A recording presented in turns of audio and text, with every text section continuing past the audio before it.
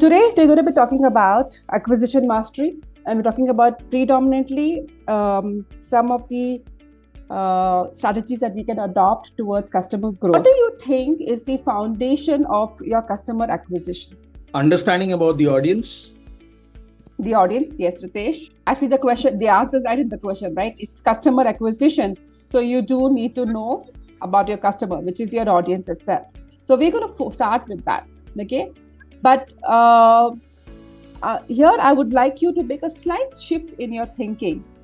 Start just not who is your customer, but also trying to understand why are they our customer, okay? And that will give you a deeper insight into your customers and how to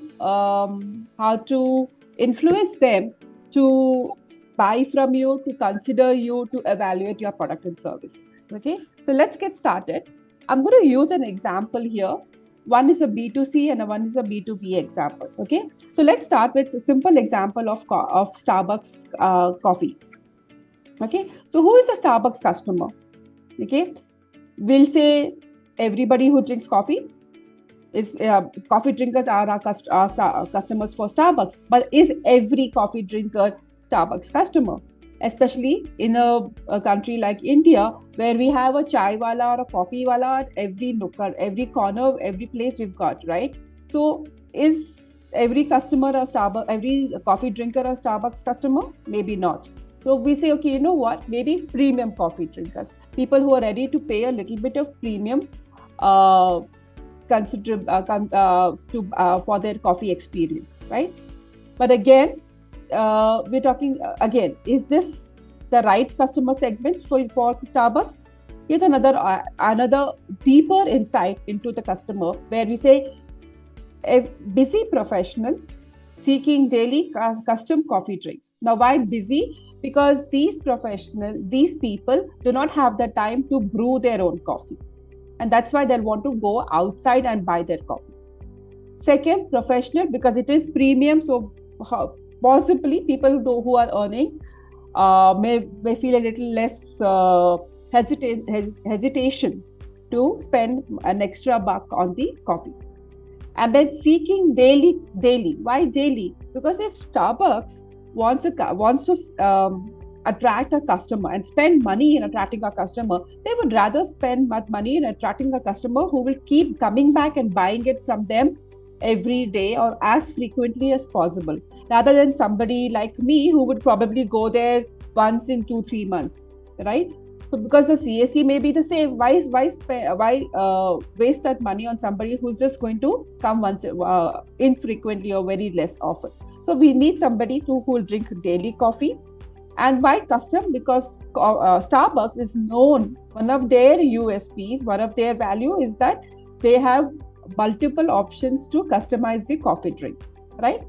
So this is an ideal customer. And if you see this is getting deeper beyond just the category or the segment of the market.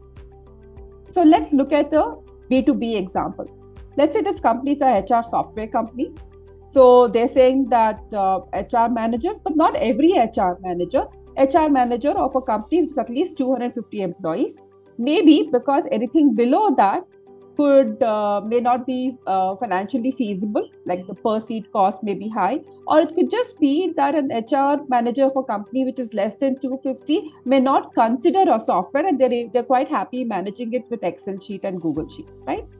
But beyond that, they have gone in deeper and they've identified that this HR manager, she is really fed up with Excel base, especially in the current scenario where she has to manage a hybrid workforce. Okay. Secondly, is that she's also the decision maker, or at least the influencer. Because in many organizations, the HR manager may not be either the decision maker or the influencer.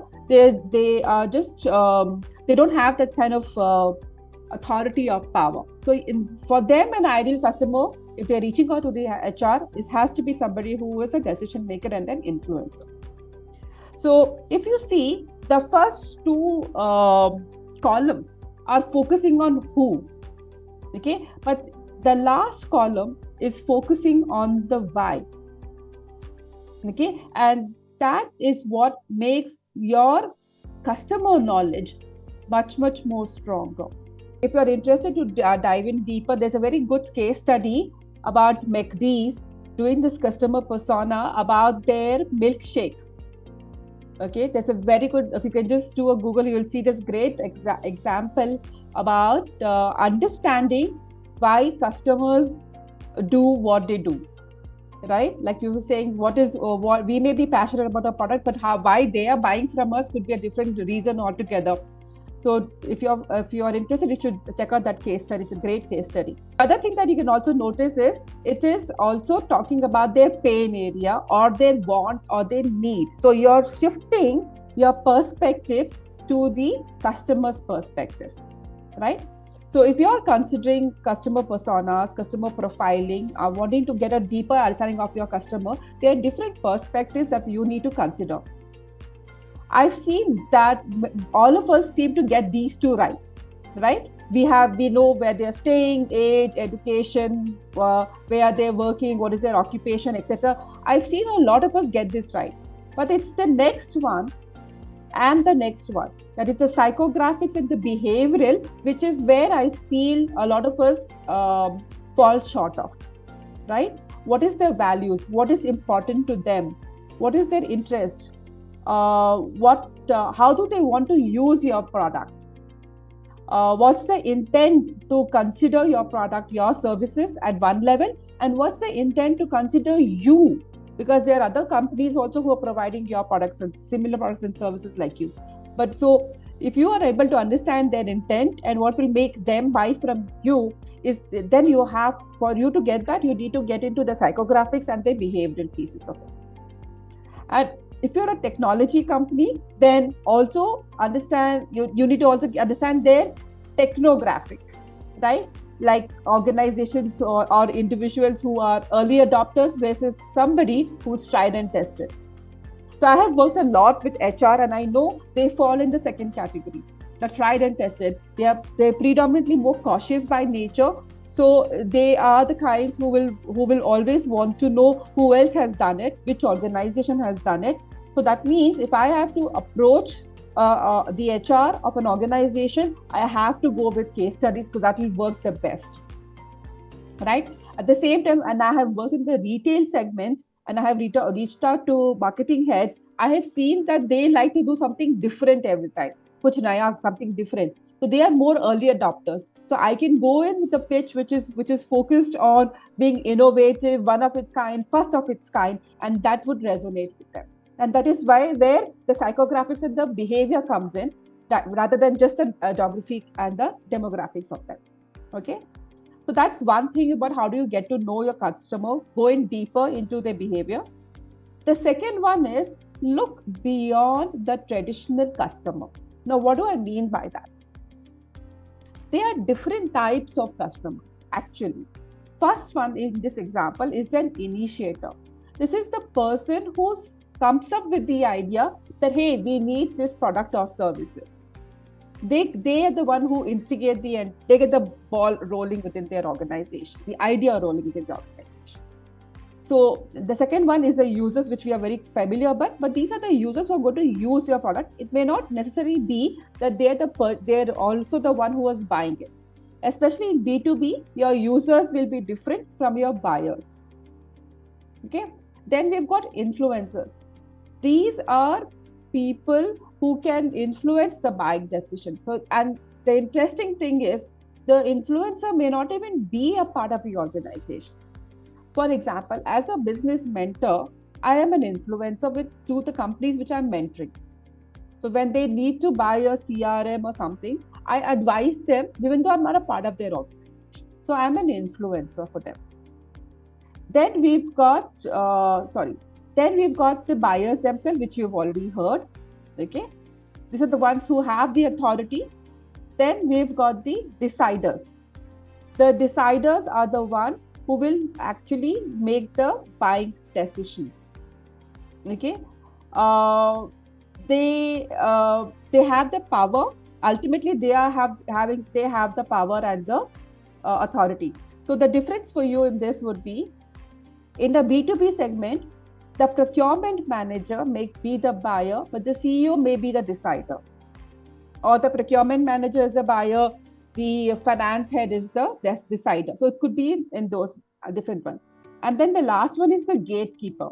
Now, the gatekeepers are the ones who are controlling the flow of the information. It could be the executive assistant, the front office, or it could just be a junior manager who's been given the task to go out and find different vendors or service providers who provide the service that they require.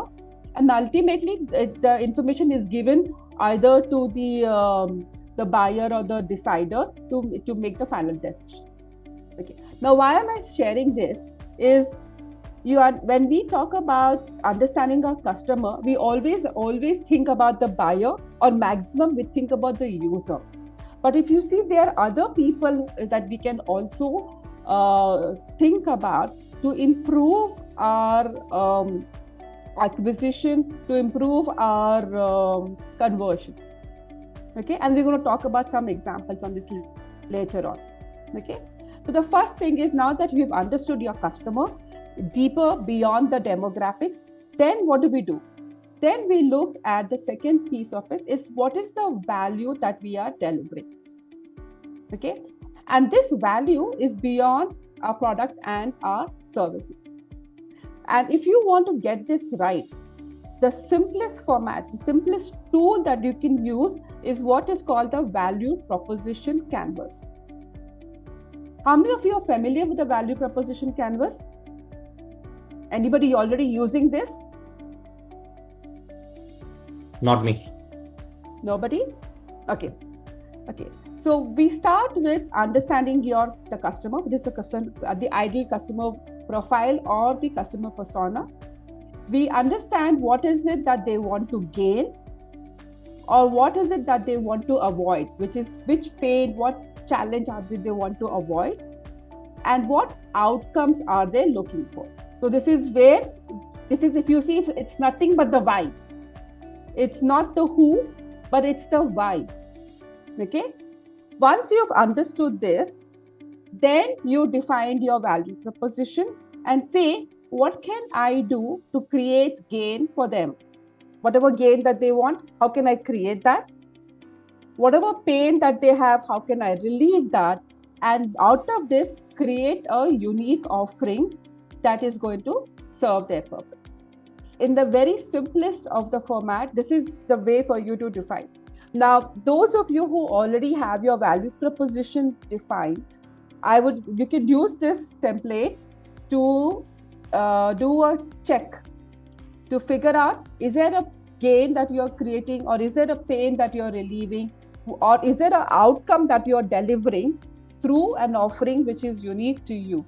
If you have all of these three against customer personas, then you have then your value proposition is strong. Okay. Now let me ask you a question. What happens if how many of you have more than one customer persona? One ideal customer profile? Yeah, I think we do multiple. Neetu, I just have one question about this slide. Mm-hmm. Yes, please. So you're mapping from customer persona to value proposition, but there's so the two worlds meet at a point called decision making. No, we will expand on this a little bit more when they're meeting. What are things? There's something else in between that happens. I will show that also. Okay. But this is basically, see what happens, like you were saying earlier, we're very passionate about our product or our services, right? And we see a value in it. But if the customer is not seeing that value, okay, then that's when you find it as very difficult to sell to customers, or you find potential customers, you're talking to the right one, but they're not, they may even like your product, but they're not ready to shell out money to buy it from you. Right? So all of that happens when you understand this. In fact, I have a separate session which I do only on customer persona itself, right? Because it's really deep dive that we can go really deep to understand exactly this value proposition from the customer's perspective. Okay. So my earlier question was, if you have more than one customer persona, what happens to your value proposition?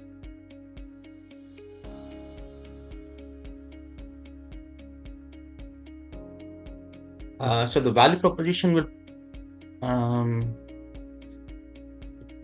you'll probably have to create different value proposition for each personas, right? Absolutely. If the personas are completely different, let me give you an example. Simplest example, an e-commerce platform like Amazon. Okay, the value proposition for the sellers is different than the value proposition for the buyers. Of course, there is scale, which is common for both of them. But what are they offering the buyers? They're offering a platform. They're offering digital. They are what do you call it? Amazon SEO. They're offering delivery, etc., etc. All of that piece of it, right? Opportunity to advertise, get their be visible on the searches, all of that. Whereas for the consumers, it's all about a variety of products in the same place. You're able to compare different products. You get discounts, etc., etc. So they are related, but they are different. So if you have different customer personas, your value proposition to each of them can also be different. If you have somewhat similar customer personas, and if you see the customer personas also similar and the value proposition is similar, I would advise you to contract and make it into a single customer persona instead of having multiple of them. If they're very similar, and the value proposition is also very similar. So now my question to you is, I said that the value that you're providing has to be valuable to the customer. Okay, that means how it has to be accepted by the potential customer, that yes, this is a value. So my question to you is, how do you measure value acceptance? To do that, I have a question, which is, what is your customer acquisition unit? In other words, are you is it number of invoices raised, number of subscriptions, etc., etc.? Let me explain that to you. So most of you are looking at, let's say, number of paid users or number of annual subscriptions or subscriptions, right? But if you work backwards and say that to get paid users, you are offering some free users. So how many of them are? So we need active free users who get offered the paid users, or number of signups, number of downloads. So if you see, it's your funnel working backwards, right? So you can create acquisition units, measure your acquisition units in layers. Because if you have the number of, first you've got people, as in this example, let's say there's number of downloads, but not everybody is going to download, is going to will get converted into subscribers. So what happens? So the question is, what are the potential customers doing in between, right? We want the people who have downloaded to register or sign up. The ones who have signed up, we want them to be active. Even if they are free, we want them to be active. And the ones who are active, we want them to become paid. And the ones who are paid, we want them to come back to us again and again. So that means annually come back and renew their contract. So the reason this is important is because when we are trying to, when we are measuring only the last piece, okay, our customer acquisition strategies is overall gets diluted because we are only looking at the last piece. But if we start focusing on how can I increase number of downloads, how can I increase the number of people who have downloaded, how can I convince them to sign up, the ones who have signed up, how can I improve? So if you are looking at each level, if you start tracking that, if you increase each level, your total number of subscribers or paid users will automatically increase. But by breaking it down, by layering your acquisition metrics that you're doing, you will be able to focus on one particular stage at a time, optimize that, and then move on to the next one, instead of trying to do something which is half here, half there. Okay, so now if you see, we've understood who's a customer, we've understood what is the value that we are delivering, okay, and we've understood how will you measure that this value that we are delivering is getting accepted.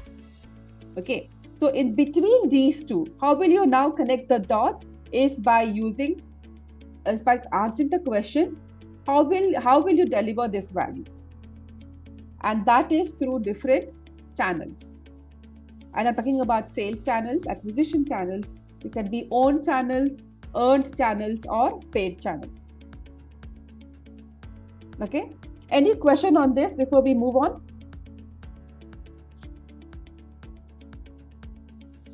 Simple enough? Okay, now let's figure out what are each of these. Owned channels are channels which we are creating, we own, we have full control on that. Earned are the ones where we have a partner or somebody else who is controlling it. They are the ones, but they are promoting you. And then the paid one, of course, is where you are paying for visibility. Okay, so let's look at some of the examples. So in owned, we can have communities, our own website, our own product can be a channel, which is where you're the ones, those of you who are offering freemium as a product, then you're using product as an acquisition channel, right? Earned, of course, we are looking at if you are using referral programs, it's an earned where somebody else is promoting you. And paid, of course, we're all familiar with SEOs, paid ads, etc. Okay. Now, each of these channels have their pros and cons. And I wanted to go back to the first question which you answered on Mentimeter, which is the most important channel that you rely on the most. Okay, look at each where is it? Does it fall on? Okay, owned, earned, or paid. Now, each of those channels have their own pros and cons. Okay. I think I did see somebody talk about SEO, for example. So SEO will come under own channels. And the SEO, for example, it gives you a long-term value, okay? But it's very difficult for us to rank high on some keywords, okay? The other challenge is that there are constantly changes happening, algorithms keep changing, but the pro of that is that you've got people who have a high intent and more likely to convert using SEO. Also, SEO is great if you are if you have if you have some brand value, SEOs work very, very well. Or if you have a unique offering where nobody else is offering has exactly the same thing, SEOs work very, very well. Okay. So if you see, each channel will have its pros and cons, and based on these pros and cons, you should make your choices. You should be very conscious about the choices of the channel that you are going to be opting for. If you want, you can take a screenshot of all of these. These are pros and cons that are done on paid, earned, and owned channels. Okay. So now that brings us to the next question. So how do you actually choose the best channel for your startup?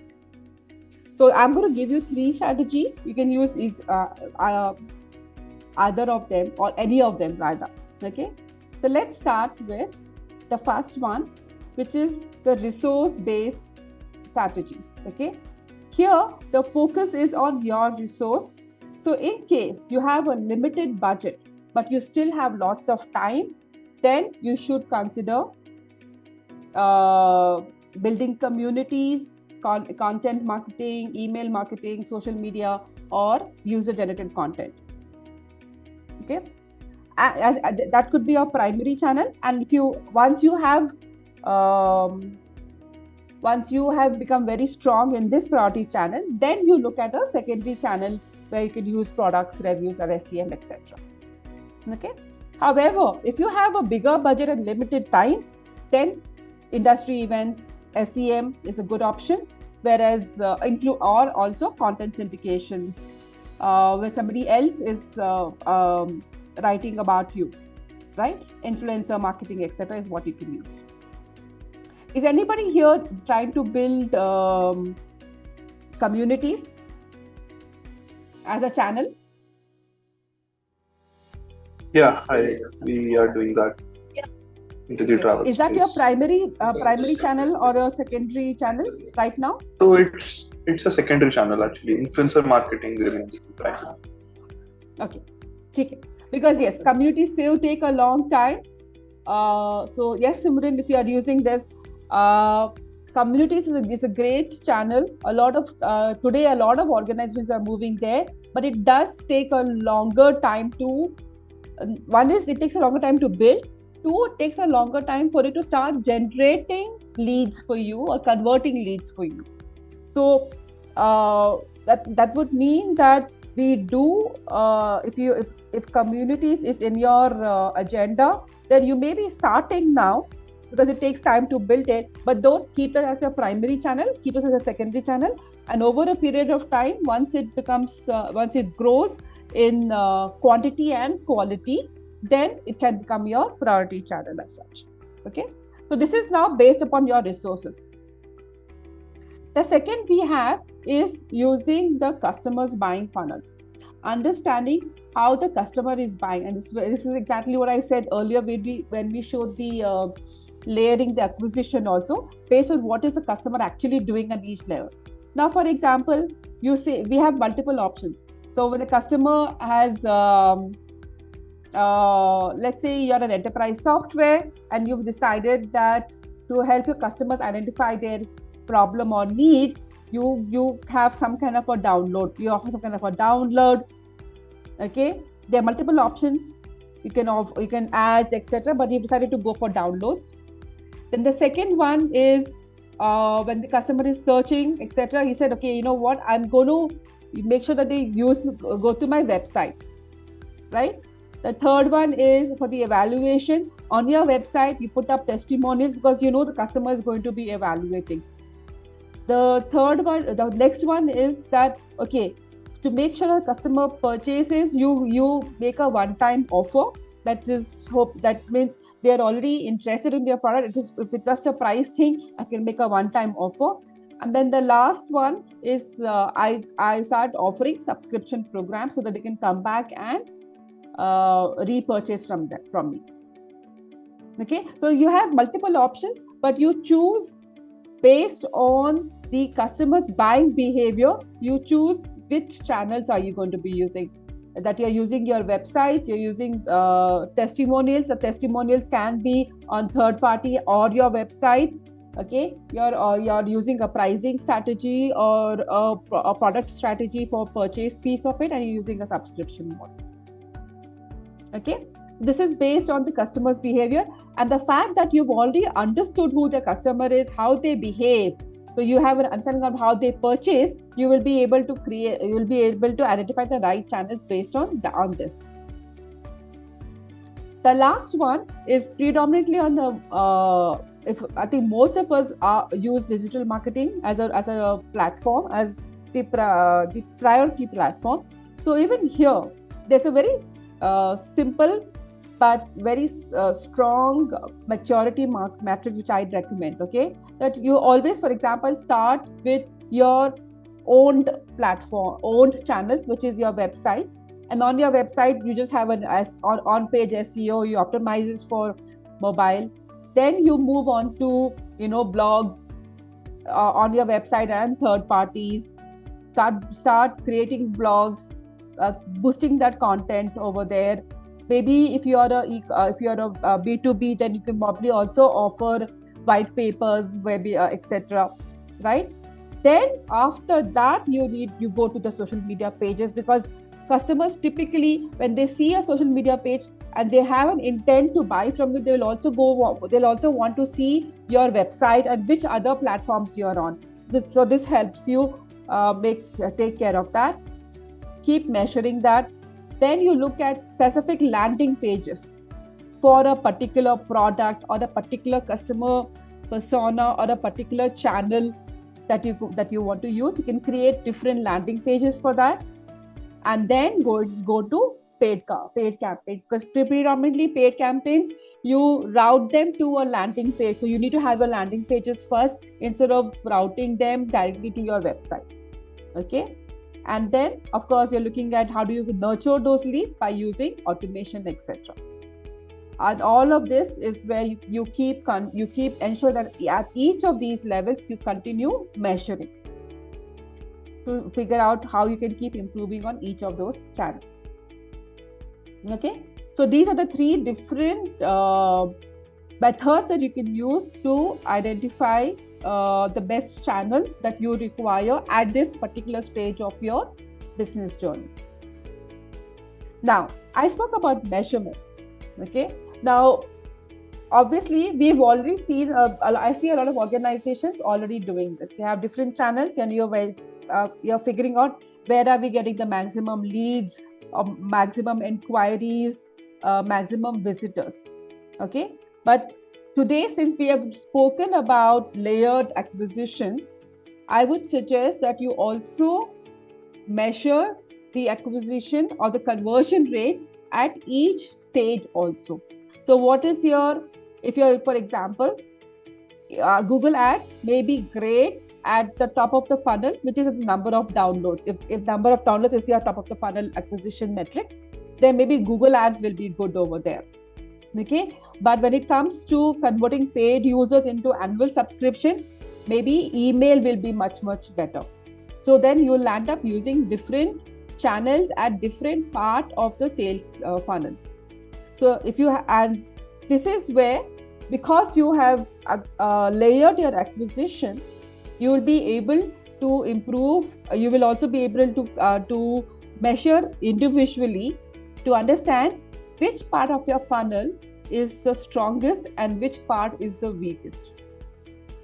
Now this thing, what I just said, by layering your acquisition and layering your conversion rate, it will unearth to you that which one are the strong, where are you strong and where are you weak. Believe me, it sounds very simple, but when we do it, I have seen multiple aha moments. I have seen organizations coming to me saying that they're struggling because they're not getting enough of leads, or they're not getting enough of paying customers. But when we break down their entire customers' buying behavior into a funnel, and then we look at each stage, we are looking at what are the acquisition metrics, and then we look at what are the conversion rates, and we say, okay, you know what, seems to me, for example, that the conversion rate between number of signups and number of active free users is actually the lowest. So that means there is a challenge there, maybe about engaging the free users.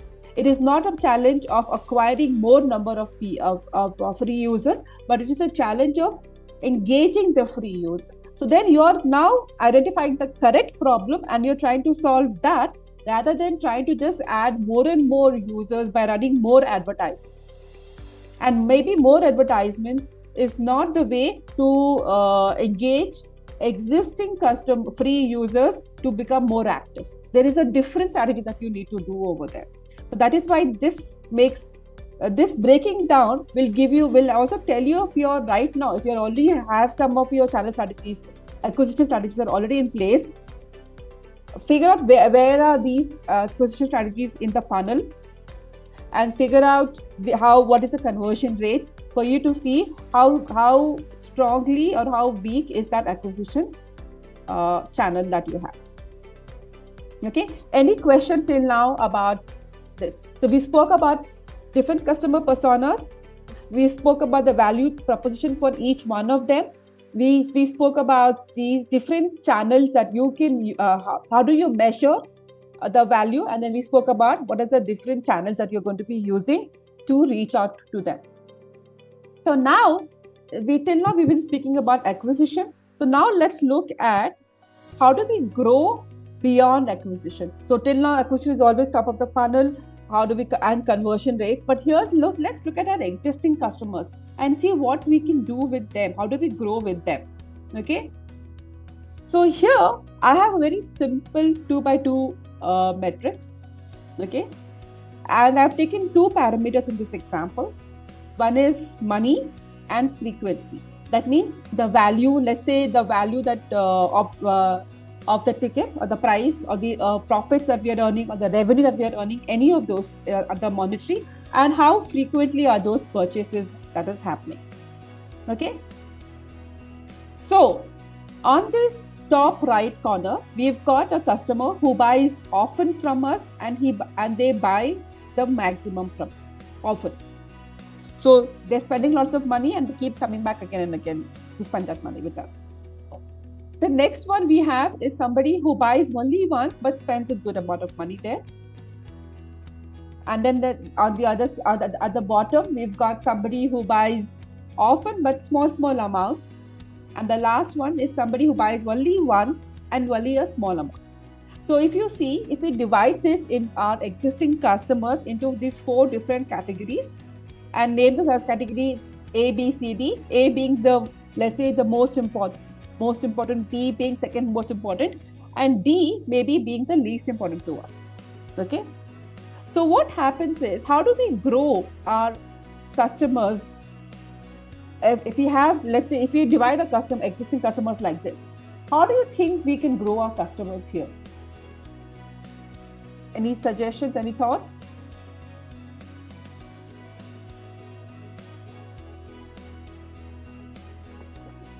Okay, let me share that with you. So it's possible that we look at our existing customers and see the ones who are, for example, buying good amount, but they're buying only once from us. How can we convert them into a category, from category B to category A? That means, how can we convince them to buy more often from us?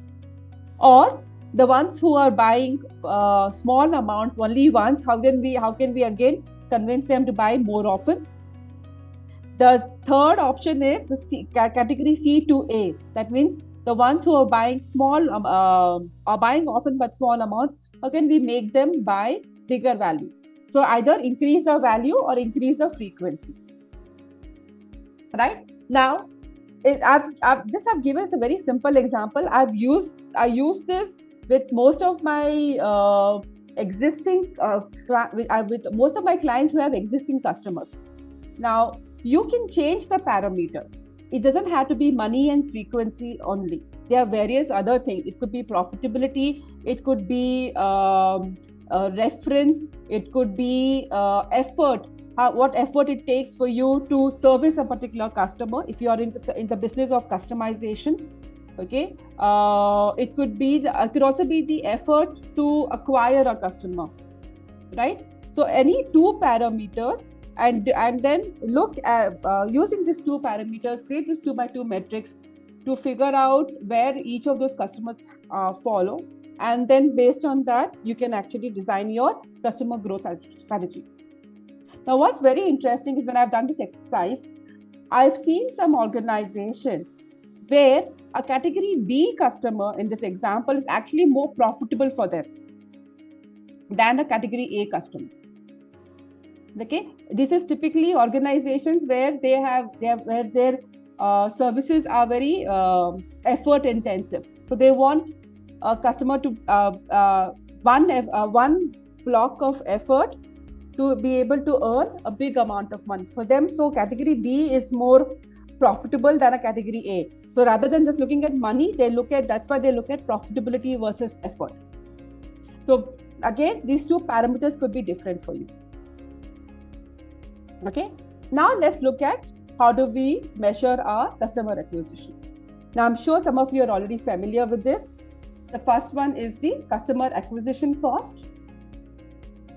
Okay, or the CAC. I think I also saw somebody mention that they're looking at how do I reduce my CAC also. So let's look at that.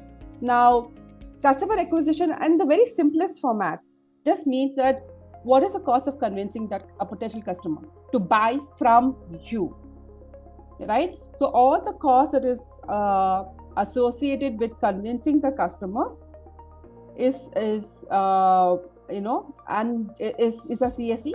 it's equally important to you and the investor. So you will have, for those of you looking at investments, your investors are going to ask you, what is your CAC, right? And why? Because it represents what is the real value that you are generating through your marketing efforts, and it also is able to put a number to the marketing ROI, which is typically always very challenging for organizations. So how do you calculate your CAC? There are two formulas. First one is simple. Take all your sales and marketing cost and divide it by the number of customers that you have acquired. Okay, this is simple, and this is appropriate when you have a single campaign running. Okay, one single marketing or a sales campaign which is running, and you can use this for simply calculate this. But if you want to go in a little bit more deeper, there is a more in-depth calculation. Aside from the sales and marketing costs, you also take in all the salaries of the sales and marketing team, okay, on a pro rata basis. All the software that you are using to acquire that customer through digital campaigns or even telemarketing, etc. Okay, any outsourced services, it could be anything from your digital marketing to feet on street, anything that is where you have outsourced, and all the overhead expenses. That means your electricity, rental, furniture, computers, etc. All of that divided by the number of customers acquired, and this is based on a particular time. That means every month this may change. It's not campaign to campaign because it's an ongoing thing. It's more complex. There's a lot more detail that you have to go, and this is more. It's also a more truthful representation of your CAC. So now let's look at optimizing our customer acquisition cost. So I think I'm sure most of you are already aware of it. How do we optimize it? We either look at how do we reduce all our costs or increase the number of acquisitions. Correct? Simple enough, right? So how do we do that? Actually, we have looked at this. We are looking at how do we improve conversions. Now, this is where that layered acquisition units and the measurement of it comes into place, right? By improving the conversions in per stage, okay, invariably all of that is going to lead to reducing your acquisition cost and increasing your number of customers. The second one is, of course, increasing the value. So you're looking at how do we with our existing customers, how do we also increase, move them up the cycle, or we offer more value. Even that can be done because then the value of your invoicing will also increase. And then, of course, we're looking at automation and analyzing this. Right? The more you are able to automate, the more you're analyzing what's working. Again, going back to the funnel, at each stage, the more you are going to be able to improve. So I've actually already covered the process on optimizing your CAC earlier itself. Okay. Then the question always remains is calculating the CAC enough? Okay. The reality is the CAC can be a very fickle metric because, for example, the CAC for an enterprise software versus the CAC for SaaS software is completely different, right? Because the per ticket value is different, then the acquisition cost is different, the channel that you're using is different. So there are so many differences over there. So how do you even compare whether you have a good CAC or not? The second point is that many times we run a campaign, let's say a marketing campaign in the month of July, okay? But the actual revenues from those leads or the conversion rate or the sales cycle will end 2 months later. That means only in September will I see the revenue coming in. So what does it mean? Does it mean that my July CAC is very high and my September CAC is very low? Right? So that is where there is a lot of this confusion happen. There is CAC alone doesn't represent the exact information, which is why we need to calculate the customer lifetime value. Okay, which is simple. What is the annual revenue per customer into the lifetime of the customer? How long the customer is going to be with you? For those of you who find a lot of people struggling with, I don't know what is the average lifetime of my customer. So I don't even know, especially as a startup, we don't know, we don't have this information.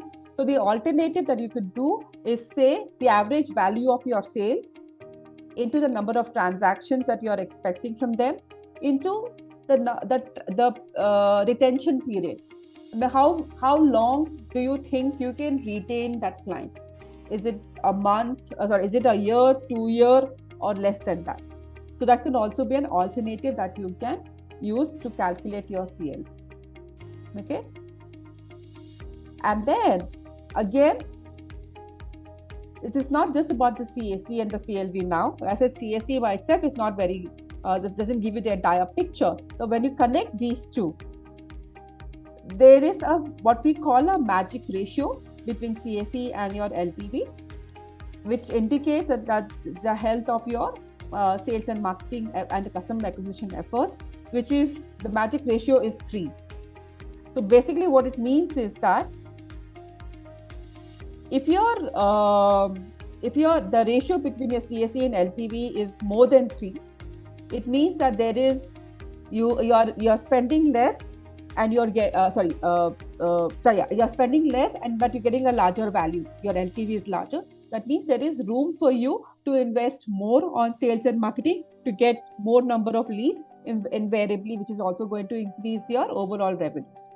But if it's the opposite, if the ratio between these two is lesser, then it means that your sales and marketing efforts are not yielding the result. That means you're spending a lot more money and the lifetime value that you're getting from these customers is much more lower. So that means there is a challenge. It could be a challenge with your sales and marketing itself. You're using expensive channels. You're not able to reach the right customers. Your value proposition is weak. It could be that, or it could just be, it could be even beyond the fact that your retention strategies are not big and are not strong enough. You're not able to upsell to the customers. You're not able to convince them to come back again and again to buy from you. So this is an indication of the challenge of what could be the areas which you need to work upon. Okay. So with that, we have come to the end of the session today. So we started with talking about the customer persona.